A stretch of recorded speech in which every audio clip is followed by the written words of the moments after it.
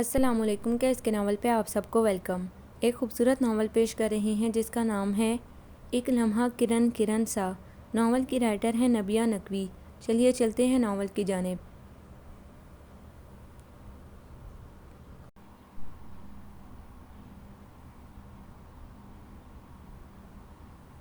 حبا خواہ مخواہ نروس ہو رہی تھی۔ ایسا محسوس ہو رہا تھا جیسے سب کی نگاہ اس پر ہے۔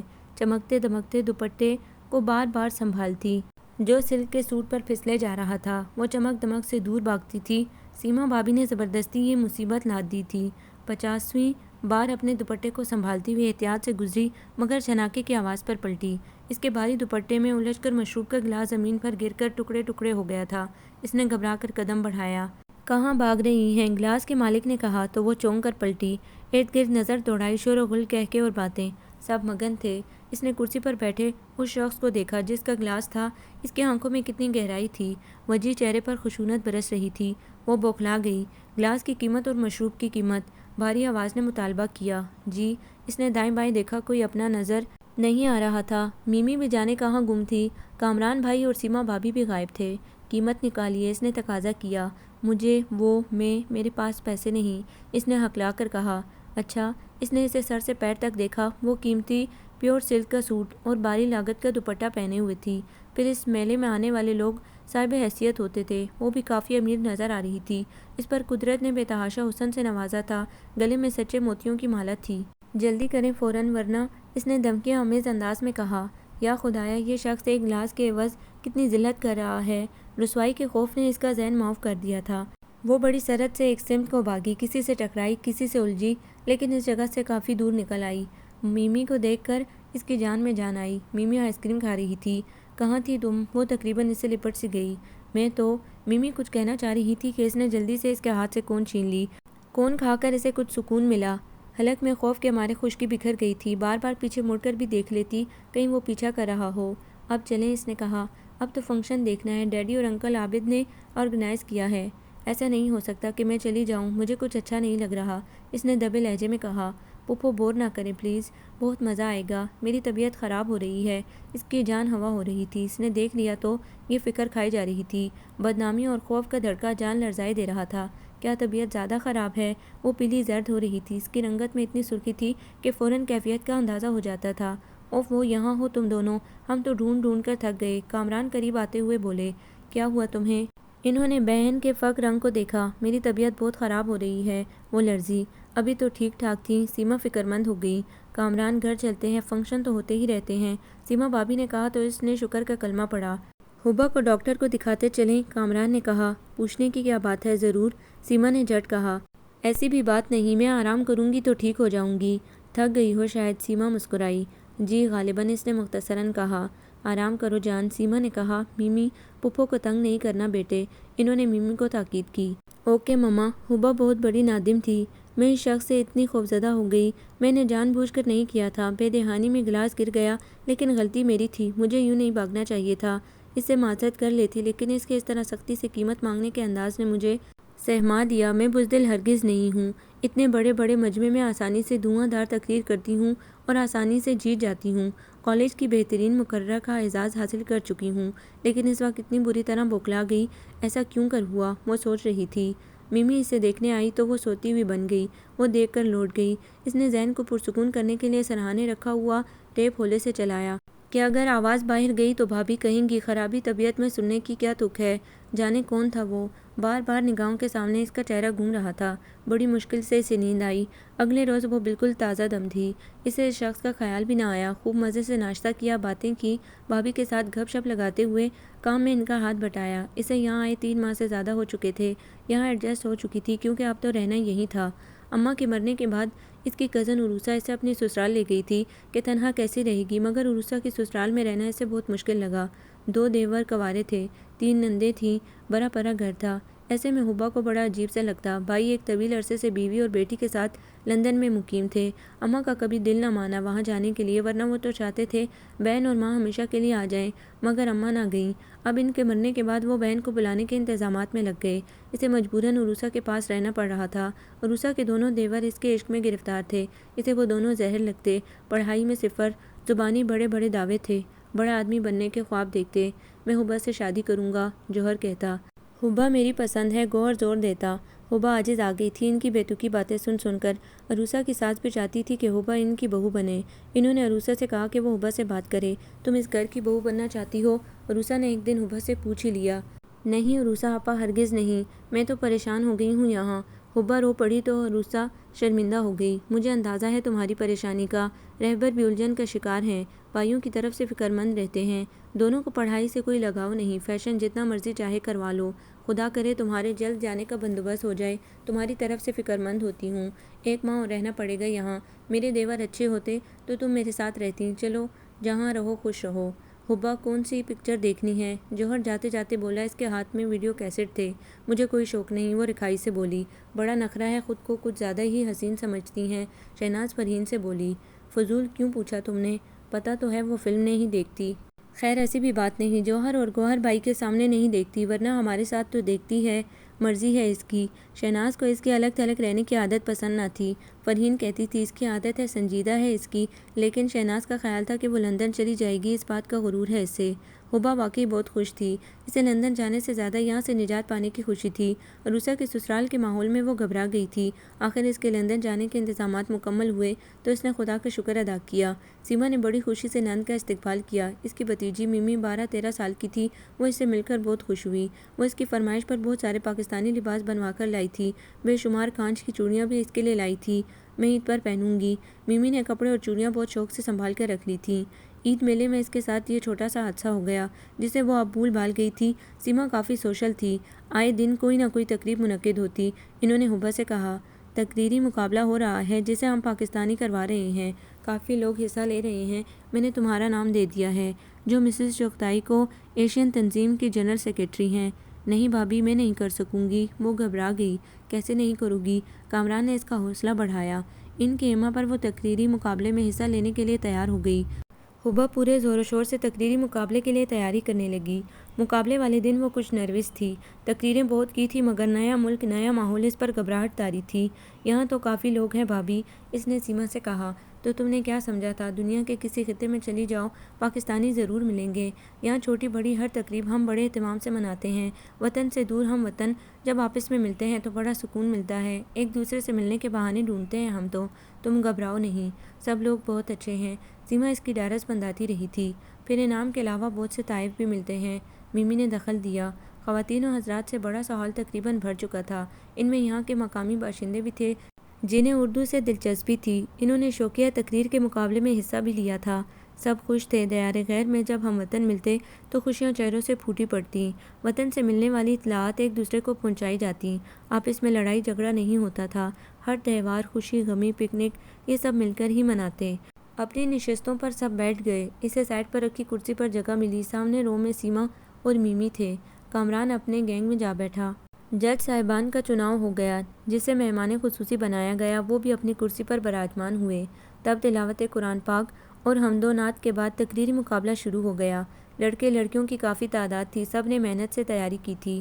آخر میں حبا کا نام پکارا گیا، وہ کانپتے وجود کے ساتھ اسٹیج تک آئی، تقریر شروع کی۔ مہمان خصوصی کو مخاطب کرتے کرتے اچانک اسے یاد آیا کہ انہیں وہ پہلے بھی کہیں دیکھ چکی ہے۔ تقریر کے بعد جب وہ اسٹیج سے اتر رہی تھی تو اچانک اسے یاد آ گیا، یہ تو وہی تھا جس کا گلاس توڑا تھا۔ دل کی دھک دھک بڑھ گئی، کانوں میں سائی سائی ہونے لگی، یوں لگ رہا تھا گر جائے گی وہ۔ اسٹیج سے اترتے اترتے پاؤں بڑی زور کا مڑا، وہ گرتے گرتے بچی۔ اس کی لمبی سی ہائی نے سب کو ہنسا دیا۔ کامران نے اسے سہارا دیا، ایزی حبا، اس میں گھبرانے کی کون سی بات ہے؟ وہ سیٹ تک اسے چھوڑنے گئے بلکہ ساتھ بیٹھ گئے۔ اتنی شاندار تقریر کی مگر اتنی بری بری شکلیں کیوں بنا رہی تھی، جیسے کسی بھوت کو دیکھ لیا ہو۔ بھوت؟ واقعی بھوت ہی لگا تھا وہ۔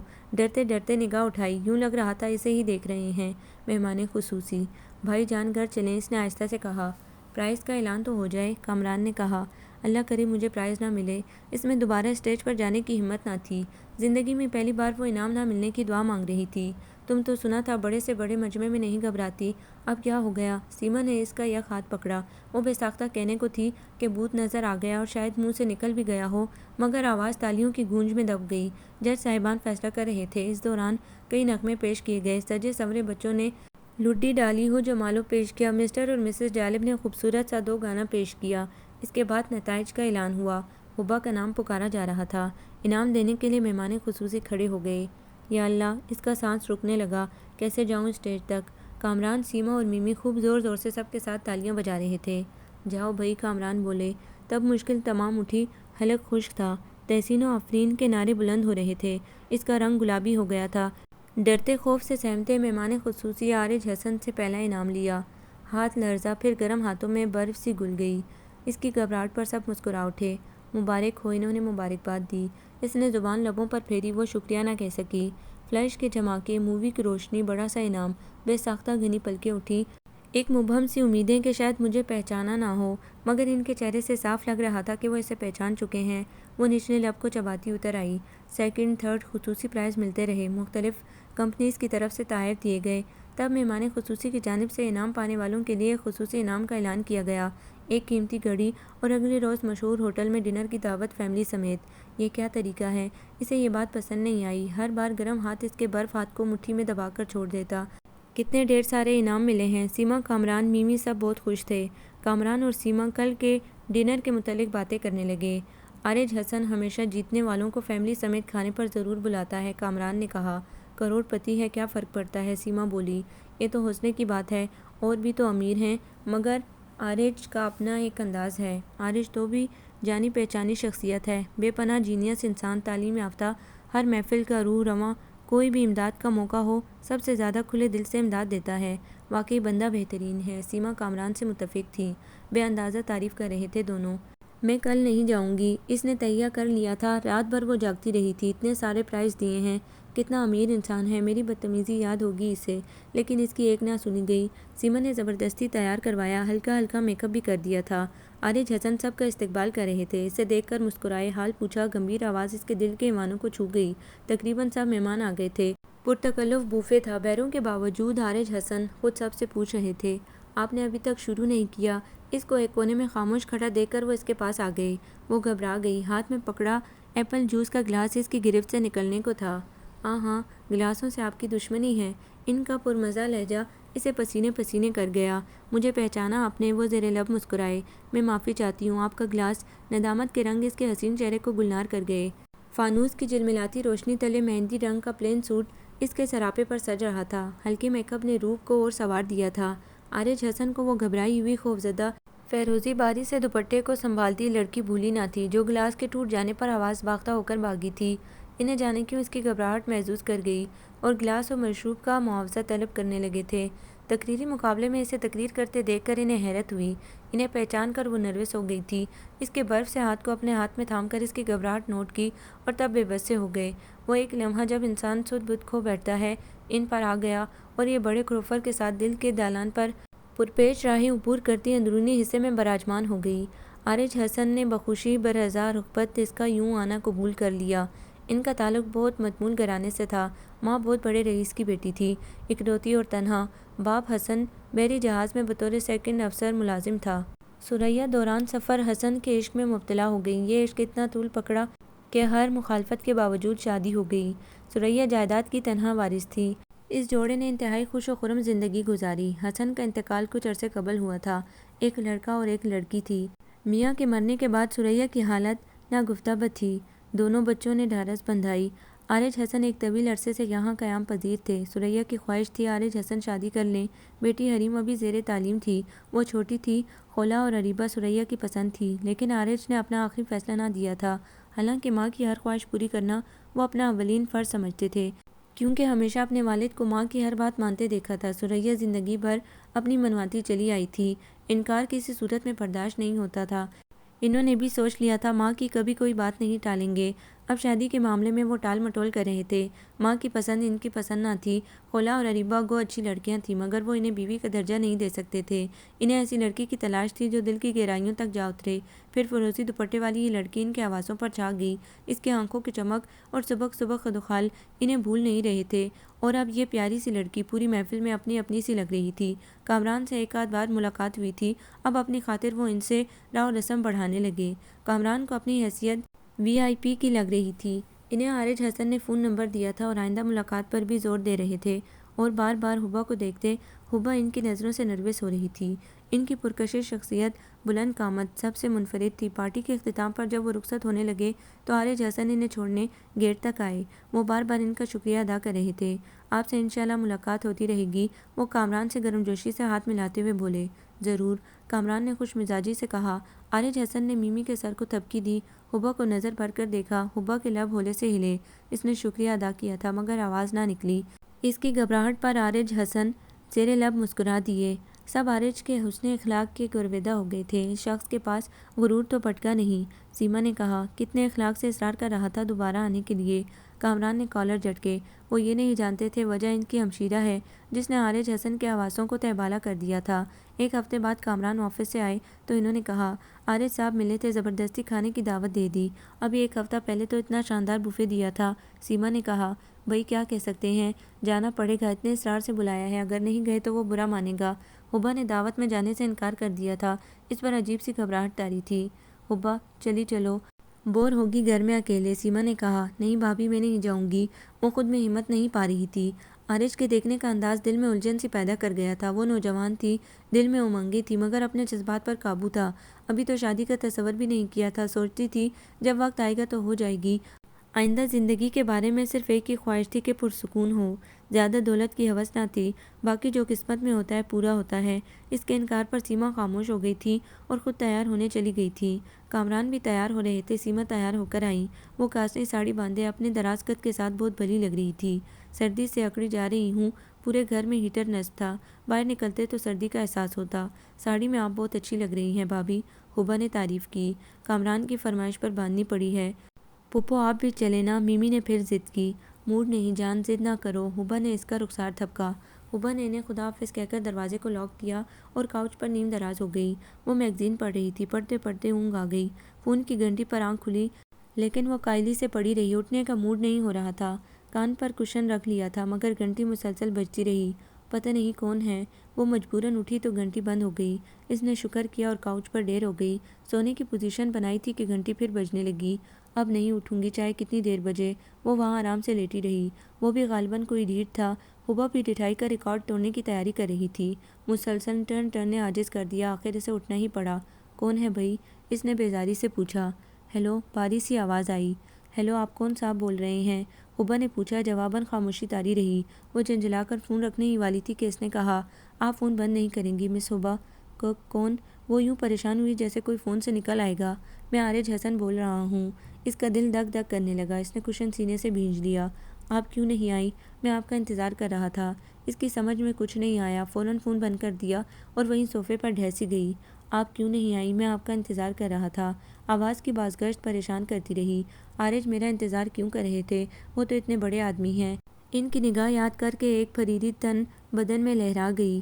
میں کیا وہ مجھے پسند؟ لیکن ایسا کیسے ہو سکتا ہے؟ اچھا ہوا میں نہیں گئی۔ اس کے ذہن میں پھر بازگشت ہونے لگی۔ وہ کانپنے لگی۔ اپنا نہ جانا ہی اسے بہتر لگا۔ بھوک پیاس سب اڑ گئی۔ کامران اور سیما کافی دیر سے آئے تھے۔ میمی بہت خوش تھی۔ اتنا خوبصورت گھر ہے عارض انکل کا۔ ان کی مما نے مجھے پیار بھی کیا۔ ان کی بہن ہیں، بہت اچھی ہیں۔ وہ کہہ رہی تھی اپنی پھپھو کو کبھی لے کر آنا ہمارے گھر۔ اور اچھا بھائی، باقی باتیں صبح کر لینا، مجھے تو نیند آ رہی ہے۔ وہ سوتی ہوئی بن گئی۔ وہ لوگ ہمارے گھر آئیں گے، میمی نے کہا۔ اس نے کوئی جواب نہ دیا۔ اللہ نہ کرے وہ ہمارے گھر آئیں۔ اس نے دل ہی دل میں دعا مانگی۔ اسے رات بھر نیند نہ آئی۔ اس کی گمبھیر آواز ان کا شکوہ سے ڈراتا رہا۔ صبح اٹھی تو وہ بہت اپسیٹ سی تھی۔ سیما نے پوچھا بھی، کچھ طبیعت ٹھیک نہیں، مجھے بوریت ہو رہی ہے۔ اس نے بہانہ بنا دیا۔ آؤ ذرا شاپنگ کر آئیں، تم بھی تو گھر سے ہی نہیں نکلتی، سیما نے کہا تو وہ جانے کے لیے تیار ہو گئی۔ سیما کے ساتھ چھوٹی موٹی شاپنگ کے دوران وہ کافی بہل گئی تھی مگر بہل جانا راس نہ آیا۔ جن کی وجہ سے وہ اپسیٹ تھی، بچنا چاہ رہی تھی، وہ بذات خود نظر آ گئے۔ وہ ایک دم سے بوکھلا گئی۔ بھابھی کہیں اور چلتے ہیں؟ کیوں بھائی، سب کچھ تو یہیں مل جاتا ہے، کہیں اور جا کر کیا کرنا ہے؟ سیما نے کہا۔ وہ میری طبیعت خراب ہو رہی ہے، اس نے بہانہ بنایا۔ کیا ہو گیا ہے چندا؟ سیما پریشان ہو گئی۔ اس کا ہاتھ تھاما اور جانے کے لیے قدم بڑھایا۔ السلام علیکم کی آواز نے قدم روک دیے۔ سیما کے ہاتھ پر اس کی گرفت مضبوط ہو گئی۔ شاپنگ ہو رہی ہے؟ انہوں نے حبا پر نظر ڈالی۔ گنیری پلکیں جھکی ہوئی تھی، معصوم سا مکھڑا انہیں ایک سکون سا پہنچا گیا۔ فون پر اس کی کیفیت کا اندازہ انہیں ہو گیا تھا۔ یہ گھبراتی ہے مجھ سے۔ آپ کیسی ہیں؟ انہوں نے اس سے مخاطب ہو کر کہا۔ حبا لب چبا کر رہ گئی، کچھ نہ کہہ سکی۔ اس کی طبیعت خراب ہو رہی ہے، سیما نے بتایا۔ کیا ہوا؟ وہ ایک دم سے پریشان ہو گئے۔ سیما ان کی بےتابی پر ٹھٹک گئی۔ ہم لوگ گھر جا رہے ہیں، ڈاکٹر کے پاس لے جائیے نا انہیں، انہوں نے کہا۔ نہیں، وہ جلدی سے بولی۔ اب کیا بتاتی کہ طبیعت کی خرابی کا بہانہ انہیں دیکھ کر بنایا تھا۔ آئیے میں ڈراپ کر دوں آپ کو، انہوں نے پیشکش کی۔ شکریہ، ہم لوگ چلے جائیں گے، آئیے بھابھی، اس نے جلدی سے سیما کو گھسیٹا۔ انہوں نے محسوس کیا کہ وہ ان کی وجہ سے جا رہی ہے۔ اس لڑکی کی جھجک کیسے دور کروں؟ یہ تو ڈرتی بھی ہے مجھ سے، عارج حسن سوچ رہے تھے۔ آپ آئیے گا گھر؟ جاتے ہوئے سیما نے کہا۔ ضرور، انہوں نے جھٹ حامی بھر لی۔ ان کی پرشوق نگاہ حبا پر تھی جسے سیما نے نوٹ کیا۔ گھر آ کر سیما نے اسے آرام کی تاکید کی۔ میں عارج حسن سے ڈرتی ہوں، جھجکتی بھی ہوں، وہ مجھے بہت دیکھتے ہیں، ان کی سمت دیکھ کر کوئی بات نہیں ہوتی، پسینے چھوٹ جاتے ہیں، آخر ایسا کیوں ہے؟ حبا گھر آ کر یہی سوچتی رہی۔ عارج نے کافی آنا شروع کر دیا تھا، بے تکلفی کی فضا میں باتیں ہوتی، میمی ان کے آنے پر بہت خوش ہوتی، بے شمار باتیں کرتی، وہ خود بہت باتونی واقع ہوئے تھے۔ حبا ان کے سامنے نہ جاتی، انہیں دیکھ کر دل کی دھڑکن بڑھ جاتی تھی، وہ کوئی نہ کوئی بہانہ کر کے ٹال جاتی۔ سیما چائے وغیرہ پر اسے زبردستی لے آتی، تب ان کے چہرے پر کیسی چمک آ جاتی۔ عارج حسن حبا کو پسند کرنے لگے ہیں۔ سیما جان گئی تھی حبا کے ڈرنے، جھجکنے اور گھبراہٹ سے بھی انہیں اندازہ ہو گیا تھا۔ غیر مردوں سے فری ہو کر باتیں کب کی جاتی ہیں مشرق میں؟ عارج کی شادی حبا سے ہو جائے تو یہ ایک حیرت انگیز بات ہوگی۔ ہم لوگ ان کے لحاظ سے بہت کم حیثیت والے ہیں۔ عارج حسن بہترین اوصاف کے مالک ہیں، سیما کو وہ بہت پسند تھے اور وہ دل سے چاہتی تھی ایسا ہو جائے، مگر انہوں نے یہ بات صرف اپنے تک محدود رکھی، میاں کو بھی نہ بتایا، نہ حبا سے کہا اور نہ ہی عارج سے کوئی ایسی بات کہی، جبکہ جی چاہتا تھا کہ عارج سے ضرور پوچھیں، مگر کامران کی موجودگی میں مناسب نہ تھا۔ وہ کسی ایسے وقت کی منتظر تھی کہ آرام سے گفتگو ہو سکے۔ ان کی نند بے پناہ دلکش لڑکی تھی اور انہیں بے حد عزیز ہو چکی تھی۔ جان البرٹ کی سالگرہ تھی، وہ انہی کی پارٹی کا تھا، اس نے گھر میں پارٹی دی تھی۔ حبا نے سر درد کا بہانہ بنا کر جانے سے انکار کر دیا۔ میں پھپھو کے بغیر نہیں جاؤں گی، میمی نے صاف انکار کر دیا۔ ایسی پارٹیوں میں بہت انجوائے کیا جاتا ہے، سیما نے کہا، مگر حبا عارج کی وجہ سے نہیں جا رہی تھی، اس لیے انکار ہی کرتی رہی۔ تمہاری مرضی، ہم دونوں کو بھیجنا چاہتی ہو تو ہم چلے جاتے ہیں۔ وہ دونوں ہنستے مسکراتے چلے گئے۔ کافی رات ہو گئی تھی، کامران اور سیما اب تک واپس نہ آئے تھے۔ حبا پریشان ہو گئی۔ میمی، بہت دیر ہو گئی ہے، بھائی جان ابھی تک نہیں آئے، اس نے میمی سے کہا۔ میں بھی یہی کہنے والی تھی، میمی کو بھی تشویش تھی۔ فون کر کے معلوم کر لو۔ فون نمبر تو مجھے نہیں معلوم، آنٹی سمینا سے پوچھتے ہیں، وہ جان البرٹ کے گھر کے قریب ہی رہتی ہیں، میمی نے بتایا۔ تو کرو پھر۔ میمی نے بات کی تو سمینا کی نیند میں ڈوبی آواز ابھری۔ انہوں نے بتایا کہ فنکشن تو کب کا ختم ہو چکا ہے، سب گھر جا چکے ہیں، مگر ممی ڈیڈی اب تک نہیں آئے، میمی نے پریشانی سے کہا۔ سب لوگ تو جا چکے ہیں، وہ کہیں رک گئے ہوں گے۔ اچھا، شکریہ آنٹی، میمی نے فون بند کر دیا۔ کہیں اور جانے کا پروگرام بھی نہیں تھا، اگر جانا تھا تو بتا دیتے، ہم دونوں اکیلے گھبرا رہے ہیں۔ دو اکیلے نہیں ہوتے میمی، حبا نے کہا، مگر مجھے اب ڈر لگ رہا ہے ان کے بغیر، میمی منہ بسورنے لگی۔ اسی اثنا میں ڈور بیل بجی، میمی نے بھاگ کر دروازہ کھولا، عارج سمیت کافی لوگ تھے۔ السلام علیکم انکل، آئیے، میمی سب کو اندر لے آئی۔ حبا نے اتنے سارے لوگوں کو دیکھا تو پریشان ہو گئی۔ بھائی جان کہاں ہیں؟ کافی بناؤں آپ لوگوں کے لیے؟ میمی کو میزبانی کے فرائض یاد آئے۔ رہنے دو بیٹی، توقیر انکل نے کہا۔ سب اسے اپسیٹ سے لگ رہے تھے۔ آپ بتاتے کیوں نہیں بھابھی، اور بھائی جان کہاں ہیں؟ ابھی تک کیوں نہیں آئے؟ حبا ہولناک وسوسوں کی زد میں تھی۔ آپ کی نانی، نانا، دادی، دادا پاکستان میں ہیں؟ جمال خان نے پوچھا۔ نہیں، کیوں انکل؟ میمی روحان سی ہو گئی۔ اسے اب احساس ہونے لگا کوئی بات ہے ضرور۔ ماموں، چچا وغیرہ؟ انہوں نے پوچھا۔ بس صرف یہ پھپھو ہیں اور کزنس ہیں۔ وہ آنکھوں میں نمی لیے ہوئے بولی۔ مجھے بتائیے کیا ہوا، اس طرح کے سوالوں کا کیا مطلب ہے؟ حبا وحشت سے پکاری۔ آپ کے بھائی بھابھی کار کے حادثے میں انتقال کر گئے۔ کیا؟ نہیں، حبا دہشت سے چیخی۔ چکرائی مسز نوشاد نے سنبھالا۔ میمی سکتے کے عالم میں تھی، سب کو ٹکر ٹکر دیکھنے لگی۔ عارج نے اس کا سر تھپکا۔ بیٹی، آپ کے ممی ڈیڈی مر گئے، جھوٹ بولتے ہیں آپ۔ وہ دیوانہ وار ان پر مکے برسانے لگی، پھر نڈال ہو کر گرنے لگی تو عارج نے اسے سنبھال لیا، ان کا دل غم سے چور تھا۔ حبا کو ہوش آ گیا تھا، وہ رو رہی تھی، تڑپ رہی تھی۔ کوئی کہہ دے یہ جھوٹ ہے، مذاق ہے، میرا بھائی نہیں مر سکتا۔ بھابھی، وہ تو میری ماں تھیں، اتنے سنگ دل نہیں ہیں دونوں، وہ تو ہنستے ہوئے گئے تھے۔ خود کو سنبھالیے، اسے دیکھیے، میمی کو۔ عارج حسن نے اس کو تسلی دیتے ہوئے میمی کی طرف متوجہ کیا، جس کی آنکھیں پھٹ سی گئی تھیں۔ معصوم سی دو لڑکیاں جن پر مصائب کے پہاڑ ٹوٹ پڑے تھے۔ حادثہ بہت شدید تھا، آئل ٹینکر اور کار آپس میں ٹکرائے تھے، گاڑی دھماکے کے بعد شعلوں کی لپیٹ میں آ گئی۔ فوری امداد کے باوجود لاشیں جل گئی تھیں۔ ہنستے مسکراتے آنے والی گاڑی کے سوار لقمے اجل بن گئے۔ حبا اور ممی ہوش و حواس سے دور تھیں۔ انہیں ہاسپٹل میں داخل کرا دیا گیا۔ کامران اور سیما کو دفنا دیا گیا۔ سب دوست اپنے اتنے پیارے ساتھی کے بچھڑنے پر غمزدہ تھے۔ عارج کی حمد و رفت کافی بڑھ گئی تھی۔ وہ دونوں کی دلجوئی میں لگے رہتے۔ ممی نہ بولتی نہ کچھ کہتی، وہ بالکل خاموش تھی۔ اس کی خاموشی توڑنا ضروری تھی۔ حبا نے رو رو کر اپنی حالت تباہ کر لی تھی۔ وہ جتنا روتی اتنا کم تھا، اتنا بڑا صدمہ وہ جتنا بھی غم کرتی کم تھا۔ سیما سے پارٹی کے دوران عارج نے اپنی خواہش کا اظہار کیا تھا۔ وہ سن کر خوش ہوئی تھی۔ ہلکا سا چھیڑا بھی تھا کہ میں بھی کہوں اتنے عرصے سے ملتے رہے، اب دوستی بے تکلفی تک آ پہنچی، اچانک اتنی محبت کیسے ہو گئی؟ عارج کچھ خجل سے ہوئے، مسکرائی بھی، ساتھ کہہ دیا، یہ تمام معاملہ آپ نے طے کرنا ہے اور اپنی نند کا ڈر دور کیجیے۔ وہ مجھے دیکھ کر یوں ہو جاتی ہیں جیسے کوئی بھوت دیکھ لیا ہو۔ لفظ بھوت پر سیما بہت ہنستی تھی۔ فکر نہ کریں عارج بھائی، انشاءاللہ آپ کو اپنا نندوئی بنا کر چھوڑوں گی، زندگی بخیر رہی تو۔ خدا آپ کو عمر خضر عطا کرے۔ انہوں نے مسکراتے ہوئے دعا کی تھی۔ کیا خبر تھی کہ زندگی چند لمحوں کی مہمان تھی۔ انہوں نے روتی ہوئی حبا کو دیکھا، وہ اسے سمجھا رہے تھے۔ ممی، اب آپ کی ذمہ داری ہے، اس کا اس طرح سکتے کے عالم میں رہنا ٹھیک نہیں، اس صورت میں وہ مر بھی سکتی ہے۔ نہیں، خدا کے واسطے۔ حبا گھبرا کر اٹھ بیٹھی۔ اسے سمجھائیں، تسلی دیں۔ کیا؟ اس نے نظریں اٹھائی۔ جل تھل آنکھوں میں اتنا غم، اتنا دکھ تھا کہ وہ دل محسوس کر رہ گئے۔ خدا کی مصلحت تھی یہ بھی، انسان کچھ نہیں کر سکتا۔ آپ اس کے پاس جائیں، بتا دیں جو پہاڑ ٹوٹا ہے، میں کمرے سے باہر ہوں۔ عارج دن رات ان دونوں کی خبرگیری کرتے تھے۔ ڈاکٹروں کی رائے تھی کہ ممی کھل کر رو لے تو ٹھیک ہو جائے گی۔ دوائیں جاری تھیں۔ حبا خاموش بیٹھی تھی۔ میں باہر ہی ہوں، آپ اندر جائیں، اسے سمجھائیں۔ عارج حسن نے اسے حوصلہ دیا۔ اس نے سر ہلا کر اقرار کیا، اٹھی، لڑکھڑائی۔ عارج نے سہارا دیا۔ کوئی اور دن ہوتا تو شاید وہ گھبرا جاتی، اب اس نے خود ہی بازو تھام لیا تھا۔ ایسی رفتار ٹوٹی تھی کہ سب کچھ بھول گئی تھی۔ وہ ساکت لیٹی ممی کے قریب آ گئی۔ عارج کمرے سے باہر چلے گئے۔ ممی، اس نے بھرائی ہوئی آواز میں پکارا۔ اس نے پھٹی پھٹی آنکھیں اٹھائیں۔ تم روتی کیوں نہیں ہو؟ تم یتیم ہو گئی ہو، تمہارے ممی ڈیڈی مر گئے ہیں، تمہارا کوئی نہیں رہا، تم رو ممی، اس نے روتے ہوئے کہا۔ ممی اسے یوں دیکھنے لگی جیسے اس کی کچھ بھی سمجھ میں نہ آ رہا ہو۔ ممی رو، ہمارا کوئی نہیں رہا، ہم تنہا رہ گئے، رو۔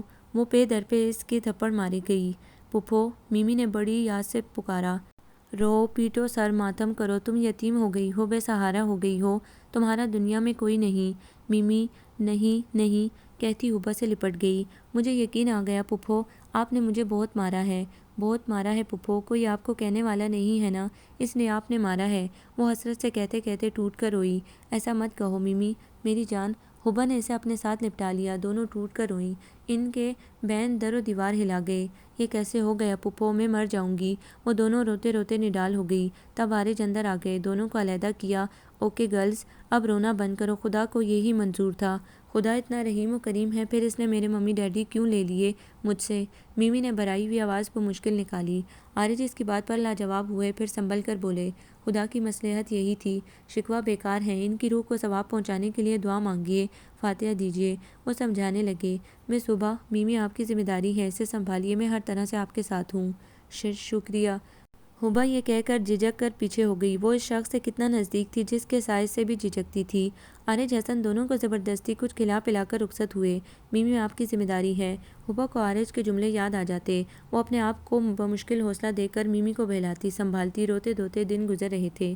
کامران کے تمام دوست بہت کام آ رہے تھے، مگر کسی نے یہ نہ کہا تھا ہمارے پاس آ جاؤ، علاوہ عارج کے۔ وہ روز کہتے تھے تنہا رہنا ٹھیک نہیں، حالات ٹھیک نہیں، کبھی کبھار نسلی فسادات شروع ہو جاتے ہیں۔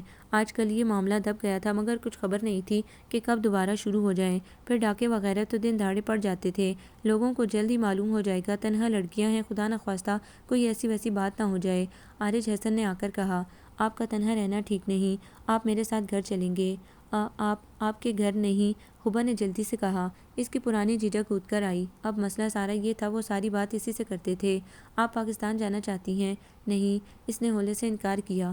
حبا کے پاکستان جانے کا خیال انہیں بے قرار کر جاتا۔ حبا دن بدن اور بھی نزدیک آتی جا رہی تھی، مگر وہ ان سے گھبراتی بہت تھی، جس سے ان کو بہت کوفت ہوتی۔ پہلے روز کا جو ڈر بیٹھا تھا وہ دل سے نہیں نکل رہا تھا۔ وہ ان کی اتنی مدد کر رہے تھے، کتنا سہارا دیا تھا، ان کے آنے پر اتنی ڈھارس بنتی، چلے جاتے تو تنہائی کا احساس جاگنے لگتا۔ پکی بات ہے کہ آپ پاکستان نہیں جانا چاہتی؟ اس نے دوبارہ پوچھا۔ جی، اس نے آہستہ سے کہا۔ کیا کرنا ہے وہاں؟ میں کچھ عرصہ عروسہ کے پاس رہی تو پریشانی میں وقت کٹا، ابھی تو محبت سے بلا رہے ہیں، بعد میں مزاج بدل گئے تو کہاں ہوگا ہمارا ٹھکانہ۔ میں یہاں ملازمت کرنا چاہتی ہوں۔ یہ بات کی باتیں ہیں، عارج نے کہا۔ کچھ میرے فرائض ہیں جنہیں میں پورا کرنا چاہتا ہوں۔ حبا نے نظریں اٹھا کر انہیں دیکھا، اتنا خلوص اپنائیت چاہت تھی ان کی نظروں میں۔ اس نے نروس ہو کر نگاہ پھیر لی، دل کی بے ترتیب دھڑکنیں اسے پریشان کر گئیں۔ وہ ان کے خلوص کی دل سے معترف تھی، مگر کیا کرتی؟ انہیں سامنے پا کر اتنی جھجک، اتنی گھبراہٹ ہوتی کہ بعض اوقات بات نہ سمجھ پاتی۔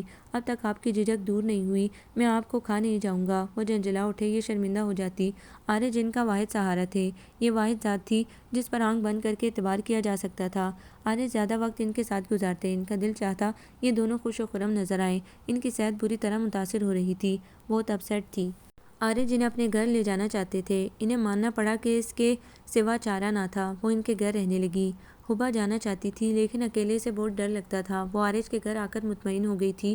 کھانے کے وسیع و عریض ٹیبل پر وہ عارج کی والدہ ثریا اور بہن حریم سے ملی۔ اسے ان کی والدہ بہت سخت گیر لگیں۔ وہ انہیں دیکھ کر خوفزدہ ہو گئی، بہن بھی ماں کی طرح لگی، حالانکہ وہ مسکرا کر بہت اچھے طریقے سے ملی، دلجوئی بھی کی تھی، مگر ثریا نے جس طرح تنقیدی نظر سے حبا کو دیکھا تھا، اس نے چھکے چھڑا دیے۔ ہم یہاں نہیں رہ سکتے، مجھے ان کی ممی سے بہت ڈر لگتا ہے، میمی نے کہا۔ مجھے بھی بہت ڈر لگتا ہے، عارج سے بھی اور ان کی مما سے بھی۔ انکل سے کیوں پھپھو؟ وہ تو اتنے اچھے ہیں، میمی نے پوچھا۔ ہاں مگر مجھے بہت ڈر لگتا ہے، بہت گھبراہٹ ہوتی ہے۔ ان سے مت کہنا، حبا نے جلدی سے کہا، کیونکہ وہ سامنے سے چلے آ رہے تھے۔ کتنا وجیح سراپا ہے، حبا نے دل ہی دل میں اعتراف کیا۔ کیسی ہیں آپ گرلز؟ انہوں نے حبا پر نظر ڈالی، وہ سوگوار سی بڑی دلکش لگ رہی تھی۔ آپ کی پھپھو تو کچھ نہیں بتائیں گی، آپ بتائیے کیسے لگے ہمارے گھر والے؟ آپ کی ممی سے ڈر لگا ہے مجھے، میمی نے کہا۔ کیوں بھئی؟ وہ بے ساختہ ہنس کر بولے۔ اور آپ کی پھپھو کو؟ اس نے لاکھ آنکھیں دکھائیں، مگر میمی نے بتا ہی دیا۔ پھپھو تو آپ سے اور آپ کی ممی دونوں سے ڈرتی ہیں، مجھ سے تو ہمیشہ ڈرتی رہیں گی، اس نے شکوہ سا کیا۔ حبا شرمندہ ہو گئی۔ اس کا مطلب ہے کہ یہاں آپ خوش نہیں رہیں گی؟ وہ سوچ میں پڑ گئے۔ وہ اس لیے یہاں لائے تھے کہ انہیں خوشیوں سے ہمکنار کر دیں۔ ثریا نے ان دونوں کو یہاں رکھنے کی مخالفت کی تھی، نہ کسی گرمجوشی کا اظہار کیا تھا۔ بہن کا بھی یہی انداز تھا۔ وسیع خوبصورت گھر تھا، دونوں پر کوئی پابندی نہ تھی، مگر وہ یہاں خود کو پنجرے میں بند پنچھی کی مانند سمجھنے لگی۔ سیما اور کامران زیادہ یاد آتے تو ایک دوسرے سے چھپ کر روتیں۔ عارج کچھ اور سوچنے لگے تھے۔ انہیں حبا دل سے پسند تھی، مگر کیا کرتے؟ اس کا بے پناہ جھجکنا، گھبرانا ان کی طبیعت بیزار کر دیتا۔ وہ تو اس لڑکی کے منہ سے اپنے لیے بڑے اچھے اچھے جذبات کا اظہار سننا چاہتے تھے، مگر ان کی تمام خواہشات پر پانی پھر گیا تھا۔ کیا کبھی وہ لمحہ نہیں آئے گا؟ وہ آج کل کے چھچورے لڑکوں کی مانند نہ تھے، مگر حبا ان کی کمزوری بنتی جا رہی تھی۔ اس کا ڈر دور نہ ہوا تھا۔ آج کل حالات بہت تکلیف دہ تھے۔ انہیں ان دونوں لڑکیوں پر بہت ترس آتا، جی چاہتا ان کے سہمے ہوئے چہروں پر خوشیاں بکھیر دیں۔ وہ اس کوشش میں مصروف تھے۔ حبا پاکستان جا کر رہنے سے گھبرا رہی تھی۔ دراصل وہ اپنے اوپر بیتے جانے والے حالات سے اتنی حواس باختہ تھی کہ سوچیں بھی مفلوج ہو گئی تھیں۔ عارج ہی کی ذات تھی جن کی ہر بات مان رہی تھی۔ عارج نے انہیں خوش رکھنا اپنا اولین فرض سمجھ لیا تھا، لہٰذا گھر لے آئے کہ یہاں تحفظ بھی ملے گا اور دل بھی بہلا رہے گا، مگر یہاں دونوں خوش نہ تھیں۔ عارج اپنی ممی کی طبیعت سے واقف تھے، وہ زیادہ گھلنا ملنا پسند نہیں کرتی تھی۔ بہن حریم کی تمام عادات ماں پر تھیں، وہ بھی بہت دیر میں کسی سے فری ہوتی۔ فی الحال ان دونوں کو ذہنی آسودگی پہنچانا مقصود تھی، اس کے بعد کوئی مستقبل کا پروگرام بنانا تھا، مگر وہ اسے اس کی خوشی اور رضا سے حاصل کرنا چاہتے تھے۔ حبا ان کی صورت جائیداد کسی چیز سے مرعوب نہ ہوئی، جبکہ یہاں بے شمار لڑکیاں ان کی نظر عنایت کی منتظر رہتی تھیں، مگر وہ ایسی دل لگی کو خرافات سمجھتے تھے۔ سوزن، لیلی اور روزی، نائمہ، سہیل ان کی دیوانی تھیں۔ حبا کو دیکھ کر ان کے دل میں بڑے خوشگوار جذبات سر ابھارنے لگتے تھے۔ وہ بے وقوف لڑکی ان سے خوفزدہ رہتی تھی۔ وہ ان کے کمرے میں چلے آئے۔ حبا اور میمی پریشان سی بیٹھی تھی، انہیں دیکھ کر وہ اٹھنے لگی۔ پلیز ایک سیکنڈ کے لیے میری بات سن لیں، انہوں نے جلدی سے کہا۔ آپ کو بہت تکلیف ہے یہاں، میں نے آپ کو دوسری جگہ منتقل کرنے کا بندوبست کیا ہے، وہاں آپ کو میری وجہ سے پریشان نہیں ہونا پڑے گا، انہوں نے حبا کے سبھی مکھڑے پر نظر ڈال کر کہا۔ حبا شرمندہ سی ہو گئی، وہ اس کے محسن تھے، اتنا احسان تھا ان کا جو کسی قیمت پر نہیں چکایا جا سکتا تھا، مگر اپنے دل کا کیا کرتی جو انہیں سامنے دیکھ کر خوفزدہ ہو جاتا تھا۔ آپ کو ہماری وجہ سے اتنی پریشانی اٹھانی پڑ رہی ہے، آپ میری ملازمت کا بندوبست کر دیں، اس نے گنیری پلکیں چپکا کر بات کہہ دی۔ ملازمت کر لیجیے گا، پہلے فریش تو ہو جائیں، صبح تیار رہیے گا، ہم سویرے روانہ ہو جائیں گے، 4 گھنٹے کا سفر ہے، انہوں نے نرمی سے کہا۔ آپ کو کتنی پریشانی اٹھانا پڑ رہی ہے، ہمیں تو اب یوں ہی رہنا ہے، اس کی آواز رند گئی۔ میری خلوص کا مذاق مت اڑائیے، وہ سختی سے بولے۔ حبا ناخن دانتوں سے چبانے لگی۔ اتنی ہمت سے بولے جانے والے الفاظ بیکار ثابت ہوئے۔ وہ مزید کچھ کہے بغیر چلے گئے۔ حبا ٹھنڈی آب بھر کر رہ گئی۔ سویرے وہ روانہ ہو گئے۔ حبا راستے بھر حسین مناظر دیکھتی رہی۔ وہ میمی سے مستقل باتیں کر رہے تھے۔ وہ بھی ان کے برابر بیٹھی چہک رہی تھی۔ حبا پچھلی سیٹ پر آنکھیں موندے بیٹھی تھی۔ کبھی کبھی ان کے پشت دیکھ لیتی، بارش آنے، چمکیلے سے ترتیب سے سنورے بال۔ یہ اتنے ہمدرد ہیں، میں گھبراتی ہوں ان سے۔ وہ سوچوں میں ڈوبی ہوئی تھی۔ کوئی سانگ گانا سننا پسند کریں گی؟ انہوں نے یکدم گردن گھمائی۔ اس کی نگاہ انہی پر تھی۔ اس طرح پوچھنے اور نگاہ ٹکرانے پر نروس سی ہو گئی۔ وہ خفیف سے مسکرا دیے۔ حبا بے ترتیب دھڑکنوں کو سنبھالتی رہی۔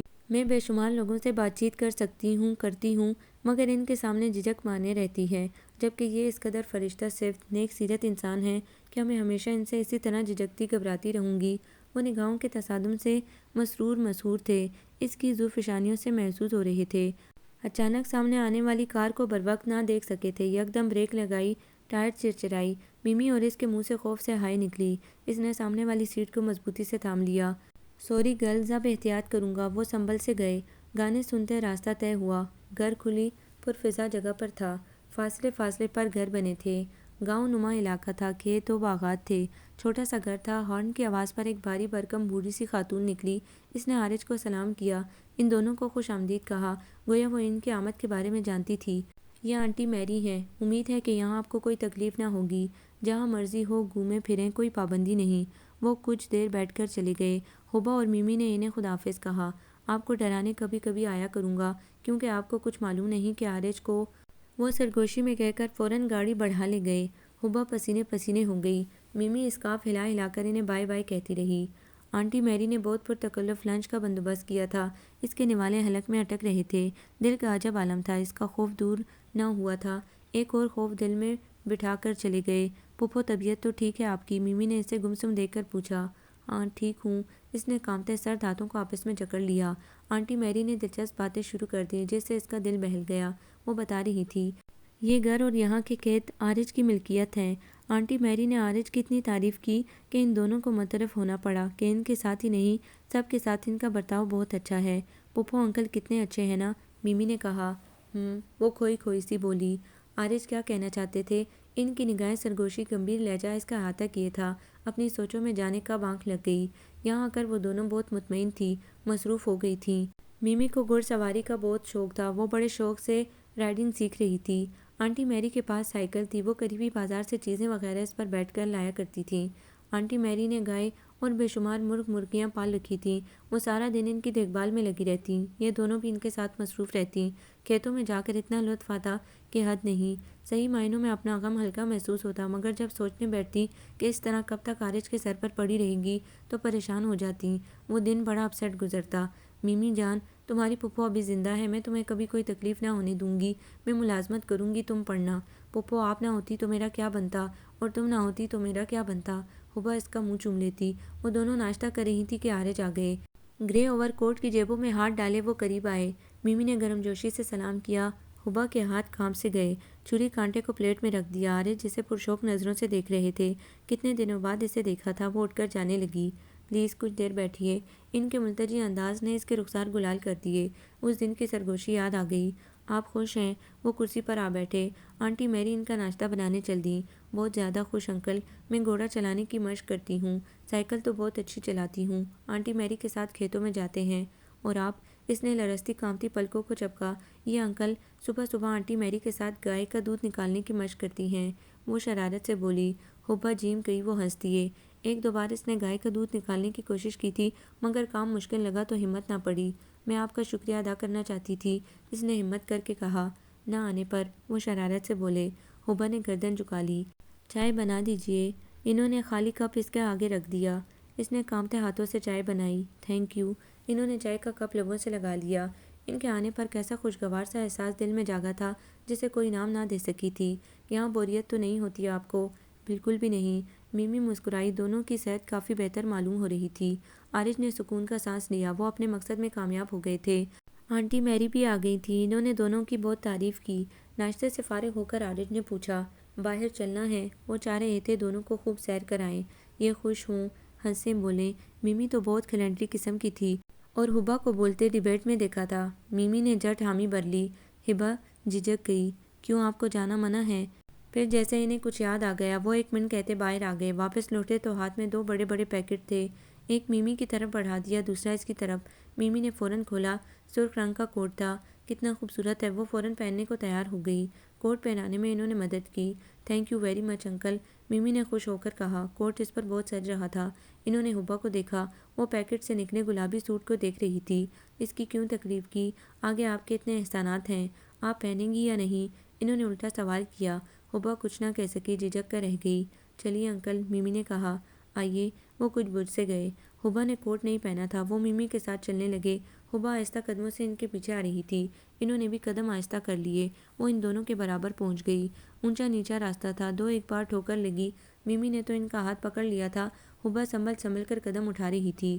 انکل آپ اتنے اچھے ہیں، اگر آپ نہ ہوتے تو ہمیں کون سہارا دیتا؟ میمی افسردہ ہو گئی۔ میں نہ ہوتا تو مجھ جیسا کوئی اور ہوتا۔ انہوں نے ہنس کر بات ٹال دی۔ آپ سے اچھا کوئی نہیں ہو سکتا، میمی پورے وثوق سے بولی۔ مگر بعض لوگ مجھ سے پتہ نہیں کیوں ڈرتے ہیں۔ وہ حبا پر معنی خیز نظریں ڈال کے بولے۔ حبا ایسی بن گئی جیسے سنا ہی نہ ہو۔ راستے میں ایک چھوٹا سا نالا تھا جسے پہلے پہلے انہوں نے عبور کیا، پھر میمی کا ہاتھ پکڑ کر نالا پار کرنے میں مدد دی، پھر اس کی سمت ہاتھ بڑھایا۔ حبا جھجک گئی۔ اس نے ہاتھ پیچھے کر لیا۔ بمشکل نالا عبور کیا، مگر پاؤں مڑ گیا۔ اس نے بوکھلا کر ان کا بازو مضبوطی سے تھام لیا، ورنہ گر پڑتی۔ تب عارج نے اس کا ہاتھ پکڑ لیا۔ اس نے ہاتھ چھڑانے کی کوشش کی، مگر نہ چھڑا سکی۔ وہ دھیرے دھیرے چلتے کافی آگے تک گئے۔ انہیں کھیتوں میں گھمایا۔ انہوں نے ان دونوں کو ٹریکٹر پر سیر کروائی۔ میمی بہت لطف اندوز ہوئی۔ مزہ اسے بھی آیا، مگر اپنی گھبراہٹ سے پریشان تھی۔ ان کی والہانہ شوخ نظریں زمینی جملے پسینے پسینے کر جاتے۔ دوپہر تک واپسی ہوئی۔ میمی اب بڑی مہارت سے گھوڑا دوڑانے لگی تھی، اسے بھی شوق تھا۔ میمی نے اسے 2 ایک طریقے بتائے تھے۔ 2-3 روز سے اس نے بھی مشق شروع کر دی تھی۔ آنٹی میری ان دونوں کو مطمئن دے کر مسرور ہوتیں۔ وہ ان کا بہت خیال رکھتی تھیں، اور پھر انہیں قصے کہانیاں بے پناہ یاد تھیں، اور یہ دونوں ضرور سنتی۔ جانے ہمیں کتنا عرصہ رہنا ہوگا یہاں، وہ سوچ رہی تھی۔ عارج ہمیشہ یہی کہتے تھے کہ فریش ہو جائیں۔ میمی بھی پڑھائی کی جانب راغب ہو رہی تھی۔ عارج جو کچھ چاہتے تھے حبا سمجھتی تھی، اب اتنی ناسمجھ بھی نہ تھی۔ جو ان کی نگاہیں زمینی باتوں کا مطلب نہ سمجھتی، وہ اسے بے حد اچھے لگتے تھے۔ جن حالات میں ساتھ دیا اور دے رہے تھے، وہ انہیں اور معتبر کر گیا۔ وہ خود بھی شرمندہ ہوتی، لیکن ان کے سامنے آتے ہی نہ جانے کیا ہوتا کہ گھبراہٹ طاری ہو جاتی تھی۔ پھر سوچتی میں صحیح کر رہی ہوں، میں عارج کے لائق نہیں۔ ان کی والدہ اور بہن نے ہمیں یاد ہی نہ کیا۔ اگر وہ بھی چاہتی تو نہیں، وہ کیوں چاہیں گی؟ ان کے لیے اچھی سی اچھی لڑکی دیکھ رہی ہوں گی۔ تب دل میں ایک گرہ سی پڑ جاتی۔ وہ سوچتی ہمارا کون ہے؟ یہ کیا کم ہے کہ انہوں نے ہمیں اتنی اہمیت دی، کامران بھائی کی دوستی کا پاس رکھا۔ مجھے اب یوں ہی بیٹھے نہیں رہنا چاہیے، کچھ نہ کچھ کروں گی۔ میمی اب چھوٹی ہے، اس کی ذمہ داری بھی مجھ پر ہے۔ اس بار جب آئیں گے تو میں بات کروں گی پوری سنجیدگی سے۔ میمی کو زکام تھا، اسے دوا کھلائی اور کہہ دیا کہ بالکل باہر نہیں نکلنا۔ خود باہر آ گئی، ادھر ادھر ٹہلنے لگی، پھر گھوڑے کے پاس آ کھڑی ہوئی۔ اترنے چڑھنے کی مشق ہو گئی تھی، اس کی پیٹھ تھپک کر سوار ہو گئی۔ آہستہ آہستہ گھوڑا دوڑ رہا تھا، رفتار خود ہی نہ بڑھائی، مگر پھر بھی جانے کیا ہوا، گھوڑے کی ٹھوکر لگی۔ حبا قلبازی کھاتے ہوئے گری، مگر گرتی ہوئی حبا کو کسی نے دھکا دے کر زمین پر گرنے سے بچایا۔ وہ گھاس کے ڈھیر پر جا پڑی۔ تھوڑی دیر آواز باختہ رہی، سنبھلی تو ایک 15-16 سالہ لڑکا اسے بچاتے ہوئے خود گر پڑا تھا۔ ٹانگ چھل گئی تھی، جس میں سے خون رسنے لگا۔ وہ جلدی سے اٹھ کر لڑکے کے پاس آئی۔ وہ مسکرایا اور اٹھ کر کھڑا ہو گیا۔ تکلیف بہت تھی، اس نے سہارا دیا۔ تمہارا گھر کہاں ہے؟ اس نے اشارے سے بتایا، سامنے ہی تھا۔ کافی تکلیف تھی، مگر وہ اسے گھر تک پہنچانے گئی۔ چھوٹا سا کاٹیج خالی تھا۔ اس کے استفسار پر وہ بتانے لگا کہ کچھ دن ہوئے اس کی ماں نے دوسری شادی کر لی ہے۔ اس کا سوتیلا باپ آج کل اپنے بچوں اور نئی نویلی دلہن کے ساتھ سیر و تفریح کرنے گیا ہے۔ تم کیوں نہیں گئے؟ حبا کو اس سے بے پناہ ہمدردی ہونے لگی۔ میرا باپ مجھے پسند نہیں کرتا، وہ دکھی لہجے میں بولا۔ حبا کو بے اختیار اس پر پیار آ گیا۔ اس کے سر پر ہاتھ پھیرا اور زخم صاف کر کے پٹی باندھی۔ تم بہت اچھے لڑکے ہو، اس نے پیار سے کہا۔ آپ مجھ سے دوستی کریں گی؟ اس نے معصومیت سے پوچھا۔ ضرور، حبا نے ہاتھ ہلایا۔ وہ بے اندازہ خوش دکھائی دے رہا تھا۔ حبا کی ٹانگ میں تکلیف زیادہ تھی، اس نے کہا۔ اب میں چلتی ہوں، روز تمہارے پاس آیا کروں گی۔ گھر آ کر اس نے آنٹی میری اور میمی کو یہ بات بتائی۔ دونوں نے اس لڑکے کی بہت تعریف کی۔ حبا دن میں ایک بار ضرور چکر لگاتی اور اس کے لیے کچھ نہ کچھ گھر سے بنا کر لے جاتی۔ یہ اتفاق تھا کہ ادھر یہ جاتی، ادھر عارج آ جاتے۔ میمی یا آنٹی میری یہ بتاتی کہ حبا جوزف کے گھر آ گئی ہے۔ وہ خاموش ہو جاتے، مزید کچھ نہ پوچھتے۔ اس دن حبا باسکٹ اٹھائے باہر نکلی تھی کہ عارج کی گاڑی نظر آئی۔ آئیے، میں چھوڑ دوں گا آپ کو۔ انہوں نے گاڑی اس کے قریب روک دی۔ میں خود چلی جاؤں گی، وہ حسبِ معمول گھبراہٹ سے بولی، جو ان کو دیکھ کر اٹھ کر آتی تھی۔ جہاں جانا ہے میں چھوڑ دیتا ہوں، وہ سنجیدگی سے بولے۔ یہ آ کر بیٹھ گئی۔ 2 منٹ میں جوزف کا گھر آ گیا۔ اس نے گاڑی روکنے کو کہا اور شکریہ کہہ کر اتر گئی۔ وہ خود بھی گاڑی لاک کر کے اس کے پیچھے آ گئے۔ ہائے سسٹر، جوزف مسکرا کر الجھ بیٹھا۔ سرخ سرخ بالوں والا لڑکا تھا۔ انہیں اپنی ذہنیت پر افسوس ہوا، چاہت بھری نگاہ اس پر ڈالی جو باسکٹ سے کھانے پینے کا سامان نکال رہی تھی۔ ہائے، جوزف نے عارج کو گرمجوشی سے سلام کیا۔ انہوں نے اس کے بالوں کو اور بگاڑ دیا شرارت سے، اور قریب کرسی گھسیٹ کر بیٹھ گئے۔ حبا اس کی پٹی تبدیل کرنے لگی تھی مگر ہاتھ ساتھ نہ دے رہے تھے۔ اس کی گھبراہٹ پر وہ زیر لب مسکرا دیے اور ٹہلتے ہوئے کھڑکی میں جا کھڑے ہوئے۔ جوزف نے چپکے سے عارج کے بارے میں پوچھا۔ اس کے رخسار سلگ اٹھے، وہ شرارت سے دیکھنے لگا۔ حبا نے اسے کھانا کھانے کی تاکید کی جو اس نے چھوٹی تپائی پر رکھ دیا تھا۔ آپ ساتھ نہیں دیں گی؟ جوزف نے پوچھا۔ اس نے انکار میں سر ہلا دیا۔ میں اب چلوں گی، وہ بولی۔ کہیں اور جانے کا پروگرام ہے؟ عارج نے ہولے سے پوچھا۔ اس نے کوئی جواب نہ دیا۔ وہ قریب آ کھڑے ہوئے تھے۔ جوزف کو خدا حافظ کہہ کر باہر نکلی اور تیز تیز قدم گھر کی سمت بڑھا دیے۔ عارج نے اسے جاتے دیکھا۔ گھنے بالوں کی پونی ٹیل ہوا سے بے ترتیب ہو رہی تھی۔ کوٹ کی جیبوں میں دونوں ہاتھ تھے۔ عارج نے چند قدموں میں اسے جا لیا۔ مجھے چھوڑ کر چل دی؟ انہوں نے زمینی انداز سے کہا۔ حبا کچھ نہ بول سکی۔ حبا، وہ دھیرے سے بولے اور اس کی جیب میں پڑے ہاتھ کو باہر نکال کر اپنی گرفت میں لینا چاہا۔ وہ ہاتھ چھڑا کر پیچھے ہو گئی۔ آپ میرے جذبات سے لاعلم ہیں۔ ان کی نگاہ اس کے مکڑے پر تھی۔ اتنا دل فریب، اتنا پرکشش تھا۔ گلابی کوٹ نے اس کے حسن میں اضافہ کر دیا تھا۔ وہ اسے کوٹ پہنے دیکھ کر بہت خوش ہوئے تھے کہ اس نے ان کا تحفہ قبول کر لیا تھا۔ آپ جواب دیے بغیر نہیں جا سکتیں۔ وہ اس کے سامنے آ گئے۔ میں آج اسی مقصد کے لیے آیا تھا کہ آپ چاہتی ہیں کہ میں سب کچھ زبان سے کہوں۔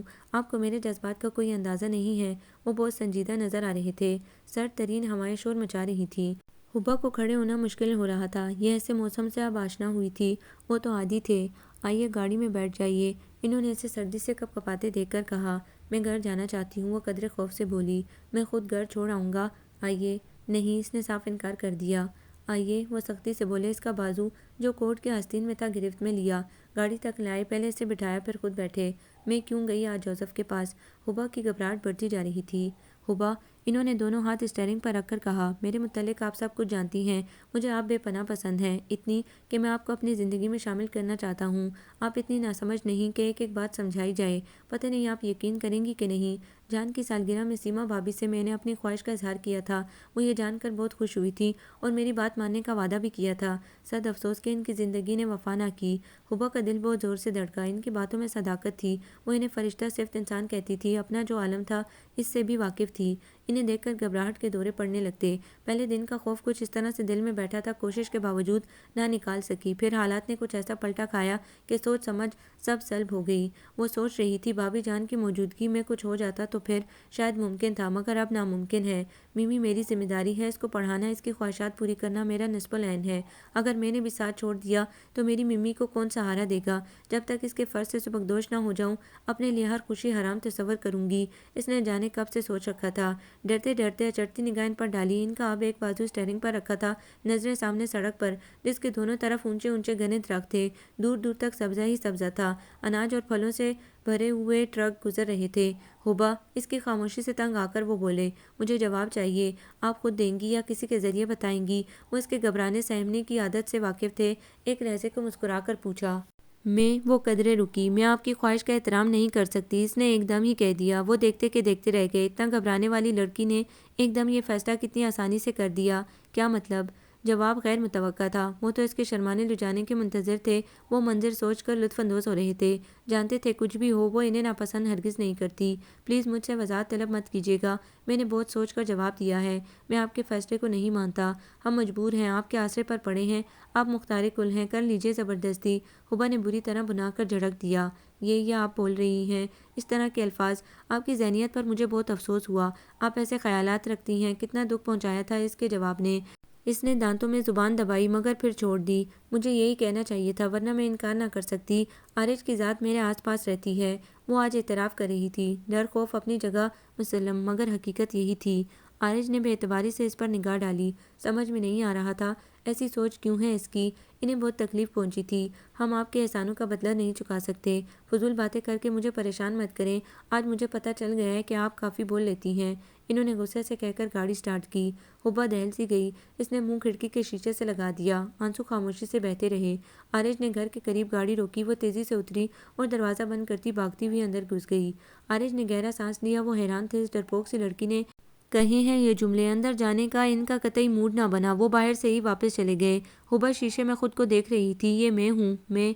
इतनी फजूल बात मैंने कह दी। इनसे जिनसे डरती थी, झिझकती थी, वो कितनी नफरत करने लगे होंगे मुझसे, कितना घटिया ख्याल करते होंगे। मैंने जो कुछ किया अपनी मिमी के लिए किया। वो बेदरेक आंसू बहाती रही। अगर मैं इसी तरह ना कहती तो वो स्टार करते। मुझ में हिम्मत कहाँ होती इनकार की। मैंने जो कुछ किया सही किया। इसने आंसू पोंछ लिए। हुब्बा बुझ सी गई थी। वो पूरी संजीदगी से मुलाजमत के बारे में सोच रही थी। इसने आंटी मैरी से जिक्र किया। आंटी मैरी ने इसे देखा, फिर प्यार से अपने साथ लगा लिया। क्या ज़रूरत है तुम्हें मुलाजमत की? मैं अपनी मिमी को खुद पढ़ाऊंगी। किसी का एहसान नहीं लूँगी इस मामले में कि कहीं किसी मोड़ पर मुझे मिमी से शर्मिंदा होना पड़े। आप मेरी मदद करेंगी? ओ यस, इन्होंने हामी भर ली। इस गांव में इनकी बहुत वाकफियत थी। सब लोग इन्हें बहुत अहमियत देते थे। मिमी, मैं सोच रही हूँ तुम अब स्कूल जाना शुरू कर दो। हुब्बा ने मिमी से कहा। मेरा दिल नहीं चाहता पढ़ने को। मम्मी डैडी तो है नहीं, किसके लिए पढ़ूँ? वो हसरत से बोली। इसका दिल कट सा गया। इसे अपने साथ लिपटा लिया। तुम मेरे लिए पढ़ना, खूब सारा डॉक्टर बनना। मेरा मूड नहीं। मिमी की आवाज़ गुलगीर हो गई थी। मेरा दिल तोड़ोगी? नो। वो मुस्कुराई। गुड। हुब्बा ने इसका मुंह चूम लिया। इसे गांव के स्कूल में बहसीत टीचर मुलाजमत मिल गई। गत्ते के डब्बे बनाने वाली फैक्ट्री में पार्ट टाइम जॉब भी मिल गई थी। वो सारा दिन मसरूफ़ रहती। शाम को थकी हुई आती, मगर बड़ी खुश, बहुत मुतमईन थी। अपने अज़म को पूरा करने के लिए मैं दिन रात मेहनत करूंगी। रकम जमा करके रहने का बंदोबस्त भी करना है। कब तक किसी का एहसान लिया जाए? काफ़ी दिनों से आरिज नहीं आ रहे थे। उस रोज़ शाम को वापस आई तो मिमी बड़े ज़ोर शोर से फ़ोन पर तकरीबन लड़ रही थी। इतने दिन से आप नहीं आए, मैं नहीं बोलती आपसे। इसे समझने में देर ना लगी कि आरिज हैं। मिमी ने इसकी मुलाजमत की इतला भी दी। वो किसी प्रोग्राम के मुतलिक बता रहे थे। हम नहीं आते फंक्शन में। मिमी काफ़ी नाराज़ थी। फंक्शन? शायद आरिज की शादी हो रही है। हुब्बा का सर चकरा सा गया। मेरी उस दिन की बदतमीज़ी के बाद इन्हें मुझसे नफरत हो गई होगी। खैर जो भी हो, मिमी की खातिर कबूल है, सह लूँगी। मेरी ज़िंदगी का मकसद सिर्फ मिमी को बुलंद मकाम दिलाना है। कहीं कोई ये ना कह दे माँ बाप ना थे तो बच्ची बर्बाद हो गई। पुप्पो ऐश कर रही है। मैं इसे आला तालीम दिलाऊंगी, फिर बहुत प्यारे लड़के से इसकी शादी करूंगी। खुदा मुझे मेरे मकसद में कामयाब करे।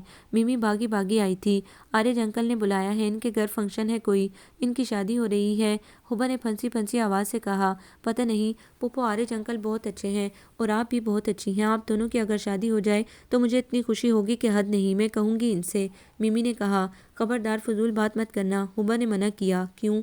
इतनी अच्छी बात है। मुझे अंकल बहुत अच्छे लगते हैं और आप भी बहुत अच्छी। खामोश रहो। मिमी की ख्वाहिश ने इसे परेशान कर दिया। करीबी आंटी मैरी बैठी स्वेटर बुन रही थी। वो होले से मुस्कुराई हुब्बा को देखकर। 2 रोज़ गुजरे थे। हुब्बा मैगजीन पढ़ रही थी मगर दिमाग कहीं उलझा हुआ था। इसी पल आरिज आ गए। चंद लम्हे से देखा, इसके हाथ कांपे। मैगजीन छूटकर फर्श पर जा पड़ा। वो कुछ कहे बगैर पलट गए। मुझसे नाराज़ हैं, वरना कुछ बोले बगैर नहीं रहते थे। गर्दन घुमाकर इधर उधर देखा। इनके मखसूस परफ्यूम की महक मौजूद थी। वो इनकी निगाह याद करके खोसी गई। मैं इनके बगैर, ये मुझे क्या हो गया है? मैं तो इनकार कर चुकी हूँ। इसने कांपते हाथ जकड़ लिए। पलकें भीग सी गईं। वो बुरी तरह हड़बड़ाकर खड़ी हो गई। आरिज की वालदा सुरैया और बहन हरीम खड़ी थी, घबराई सहमी सी। हुब्बा को सुरैया ने गले से लगाया, इसकी पेशानी चूमी और अपने करीब बिठा लिया। हरीम दूसरी सिमत बैठ गई। कैसी हो बेटी? मैं ठीक हूँ, शुक्रिया। यहाँ परेशानी तो नहीं? हरीम ने मुस्कुराकर पूछा। नहीं, इसने आहिस्ता से कहा। सुना है डबल जॉब कर रही हैं? इसने पूछा। जी। बहुत अच्छी बात है। प्यारी लड़की हो, इतने अच्छे अज़ाइम हैं तुम्हारे। मुझे आरिज की पसंद का कायल होना पड़ा। वो पसीने में डूब गई थी, कुछ बोल ना सकी, चुप बैठी रही। पहले मेरा इरादा कुछ और था, मगर मैं खुशकिस्मत हूँ, तुम जैसी बेटी मुझे मिल गई। जैसा मेरे बेटे का मिजाज है वैसा तुम्हारा भी। अपनी ख्वाहिशात दूसरों के लिए कुर्बान करना, इतना इसार बहुत बड़ी बात होती है। खुदा को इसार बहुत पसंद है। हुब्बा इतनी सख्तगीर खातून के मुँह से ऐसी बातें सुनकर हैरान थी। इसके हवास गुम थे। मम्मा बहुत परेशान है ये। हरीम ने प्यार से इसका यह हाथ थामा। मिमी तुम्हारी ही जिम्मेदारी नहीं, अब हमारी भी है। वो हमारे पास बहुत खुश रहेगी और तुम भी इसके करीब रहोगी। इसे आला तालीम दिलवाना इंशाल्लाह। इन्हें ये बातें किसने बताई? फिर ये गुफ्तगू? हुब्बा की सीटी गुम हो गई थी। कल आरिज की सालगिरह है जो शुरू हिस्से में बहुत एहतमाम से मनाती हूँ। इस बार इसकी ख्वाहिश है कि इस सालगिरह को यादगार बनाना है। मैं माँ हूँ, मेरे 2 ही बच्चे हैं। Very Frank. میں نے اپنی پسند کی شادی کی تھی، میں جانتی ہوں اپنی پسند حاصل کرنے کے لیے کتنی مشکلات اٹھانی پڑتی ہیں۔ میں نے بھی بہت مشکل اٹھائی اور تم خود مشکل پیدا کر رہی ہو، مگر تم ایک نیک سچی کھری بچی ہو۔ میں اپنے بیٹے کی پسند کی قدر کرتی ہوں، اس نے ہر بات سے مجھے آگاہ کر دیا تھا۔ میں نے اس کی تربیت ایسی کی ہے کہ مجھ سے کچھ نہیں چھپاتا۔ اس نے مجھے تمہارے انکار کے بارے میں بتا دیا تھا، مجھے ساری صورتحال سے آگاہ کیا۔ تمہارے اتنے بلند عزائم سن کر میں بے قرار ہو گئی کہ یہی لڑکی میری بہو بنے گی۔ حالانکہ 2 لڑکیاں میں نے پسند کر رکھی تھی، مگر عارض ٹال مٹول کر رہا تھا۔ پھر اس نے اپنی پسند بتائی، لیکن مجھے تم اچھی نہ لگی۔ لیکن جب مجھے تمہاری قربانی اور ایثار کا پتہ چلا تو مجھے اندازہ ہوا کہ عارض کا انتخاب غلط نہ تھا۔ کل تم میری ہونے والی بہو کی حیثیت سے فنکشن میں شرکت کرو گی، تمہیں کوئی اعتراض تو نہیں؟ حریم نے لقمہ دیا۔ حبا خاموش بیٹھی تھی، اسے اپنی سماعت پر یقین نہ آ رہا تھا۔ میں اتنی خوش نصیب ہوں، یہ لوگ سب اتنے اچھے ہیں۔ پھر عارض کا کچھ دیر پہلے دیکھنے کا انداز، میں عارض کا سامنا کیسے کروں گی؟ اسے اپنے جملے یاد آنے لگے، وہ اپنی نظروں میں خود شرمندہ ہونے لگی۔ بولو بیٹی، ثریا نے محبت سے پوچھا۔ مما، میں آپ کے لائق نہیں، اس نے رندی ہوئی آواز میں کہا۔ انہوں نے بے اختیار اسے گلے سے لگا لیا اور قیمتی نگینے والی انگوٹھی اس کی انگلی میں پہنا دی۔ خدا تمہیں ہمیشہ خوش رکھے، انہوں نے دعا دی۔ مجھے آپ پہلی نظر میں بہت اچھی لگی تھی، میں نے بھائی جان سے آپ کی تعریف بھی کی تھی، حریم نے خوشی کو دباتے ہوئے بتایا۔ آپ بھائی جان سے ڈرتی ہیں، گھبراتی ہیں، وہ کہہ رہے تھے یہ ڈر و خوف جلد دور کر دوں گا، وہ جیم گئی۔ حریم، عارض کی آواز سنائی دی۔ یس بردر، وہ کہتی دروازے تک لپکی گئی۔ حبا سے دھک دھک کرتے دل کو سنبھالنا مشکل ہو رہا تھا۔ آپ کا مختار کل بننے والا ہوں، آپ کیا کہتی ہیں؟ نزدیک کی سرگوشی ابھری۔ حبا، تم بالکل پریشان نہ ہونا، میمی مجھے بہت عزیز ہے، انشاءاللہ کبھی کوئی کوتاہی نہ ہوگی، تمہیں شرمندہ نہیں ہونا پڑے گا۔ شکر ہے تم نے آنٹی میری سے اپنے خیالات کا اظہار کیا، ورنہ میں زندگی بھر اپسٹ رہتا۔ مما اور حریم کو تو تم بے انتہا پسند ہو، میں خوش قسمت ہوں تم جیسی لڑکی میری زندگی میں داخل ہو رہی ہے۔ اب میں انتظار نہیں کروں گا، بہت جلد ہم اٹوٹ بندھن میں بندھ جائیں گے۔ یار اب تو ڈرنا گھبرانا چھوڑ دو، وہ بول رہے تھے۔ حبا نظریں جھکائے بیٹھی تھی۔ حبا، کیا آپ کچھ نہیں کہیں گی؟ خوش ہیں یا میں زبردستی کر رہا ہوں؟ وہ سنجیدہ ہو گئے۔ یہی وہ پل تھا جس نے ڈر و خوف یک بارگی مفقود کر دیا، اور پھر بڑی ہمت کر کے اس نے اپنا لرزتا ہاتھ بڑھا دیا۔ گڈ، انہوں نے گرم جوشی سے اپنی دونوں ہتھیلیوں میں اس کا نازک ہاتھ قید کر لیا۔ یہ بندھن حبا کو کتنا عزیز تھا یہ وہی جانتی تھی۔ آپ کو یہ ناول کیسا لگا؟ کمنٹس میں اپنی رائے ضرور دیں۔ ہمارے چینل کو لائک کریں، سبسکرائب کریں، شیئر کریں۔